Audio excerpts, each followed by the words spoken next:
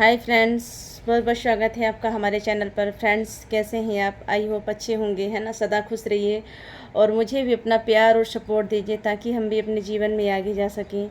और फ्रेंड्स, जैसे कि आप जानते हैं कि समय के साथ साथ सब कुछ बदलता रहता है ना।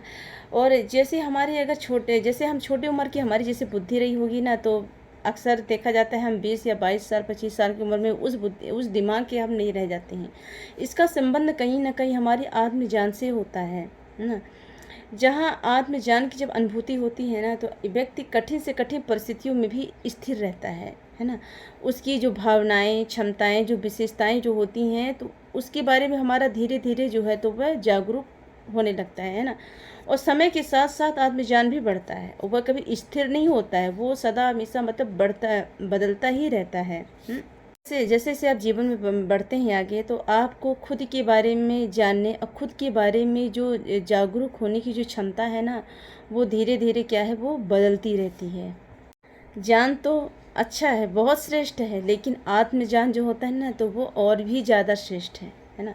जब हम खुद के बारे में जान लेते हैं ना कि हम कैसे हैं, हमारी सोच क्या है, हमारी क्षमता क्या है ना, और उसके बाद हम जो मतलब कार्य करते हैं ना, अपने आप को स्वयं को जान लेने के बाद जो हम कार्य करते हैं, तो वास्तव में उसी ज्ञान का ही उपयोग या तो सदुपयोग हो पाता है ना। उसको जानने के बाद ही उसका या तो दुरुपयोग या तो फिर सदुपयोग हो पाता है ना।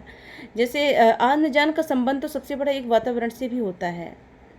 अक्सर देखा जाता है कि जिसके घर का माहौल जैसा होता है ना, तो उसके अकॉर्डिंग जो जो ज्ञान होता है उसका ना, आत्मज्ञान, वैसे ही उसका वो ढल जाता है उसमें। कभी ऐसा देखा है कि दूसरे घर का माहौल या अपने घर का माहौल अक्सर देखते बदला हुआ रहता है। उस व्यक्ति जो मतलब जो जिस माहौल में ढला रहता है उसको आत्मज्ञान उसी तरह ही मिलता है ना। और हमेशा गलत हाथों से अगर कोई भी ज्ञान अगर मिला हो, तो वो तो भयंकर तबाही मचाता है। कि अज्ञान के हाथों से होकर आया हुआ ज्ञान बहुत ही घातक सिद्ध होता है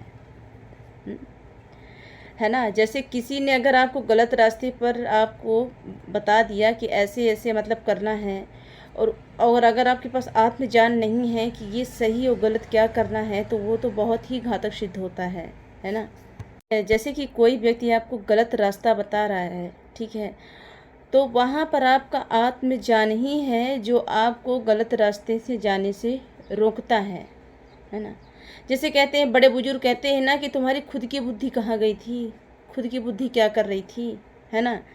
तो इसीलिए कहते हैं कि अपना जो आत्मज्ञान है ना, तो उसका जैसे आप कोई भी वीडियो देखते हो ना, दुनिया भर की सिखाते हैं ना, तो उसमें से ना 50% अपने भी दिमाग लगानी पड़ती है ना। अपना भी हमें तो कहीं ना कहीं से आइडिया मिल जाता है, लेकिन अपनी भी बुद्धि लगानी रहती है कि ये क्या सही है या क्या गलत है ना। आज की डेट में तो सब कुछ पॉसिबल हो जाता है, सब कुछ मिल जाता है ना।